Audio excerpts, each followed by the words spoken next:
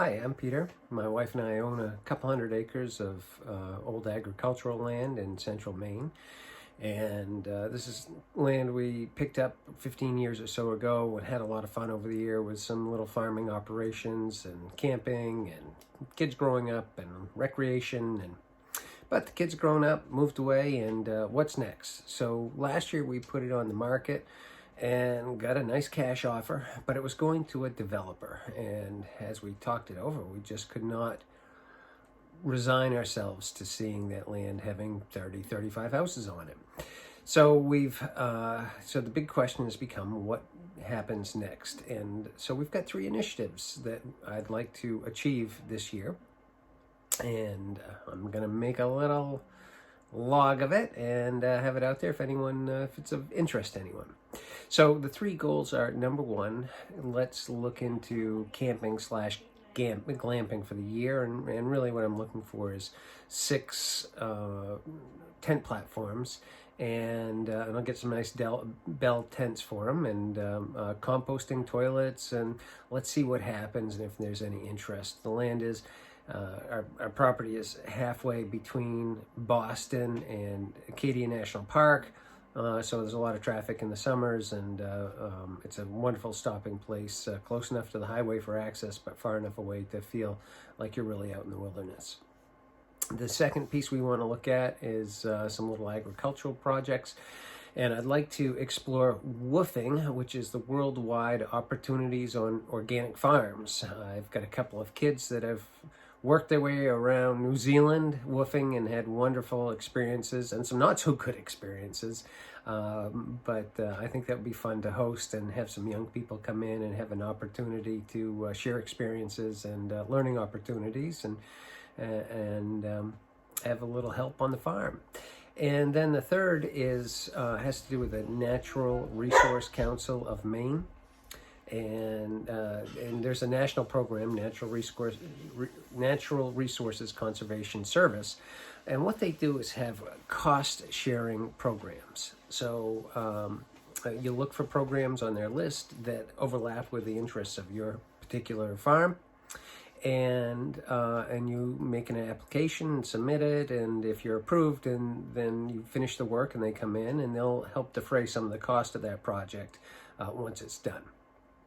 So my first step was going to the town office and saying, and talking with a code enforcement officer and saying, here's the plans and what we'd like to do. And he said there are 2 basic applications. We have to do a conditional use permit, and then we have to do a change of use permit. And both those will need to go past the planning board.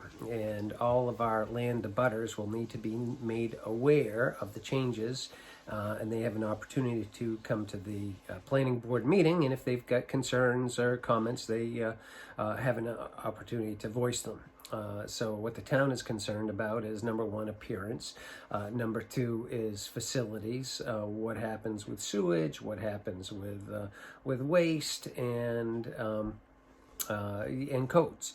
So we'll work through that.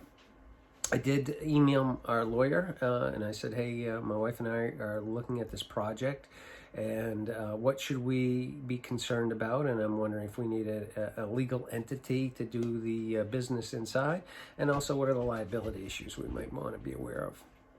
I talked with our accountant, and I said, look, if we can generate $2,000 this year of revenue, I would be wildly thrilled. This is a hobby, so that's the goal. Really low key. I do have a budget of $10,000. I'll keep you apprised of how that goes. And so talked it through with the accountant. He said, I don't think you need a big chart of accounts or anything complex at this point. Just make a spreadsheet, Excel spreadsheet, update it monthly with expenses on one side, income on the other, and keep it updated. He did say, I want to take special note of the items that are personal use and business use, and to be very, very clear about those uses and the best of our ability to keep a line between business operations and family operations. So that was helpful, and we'll take their advice on that.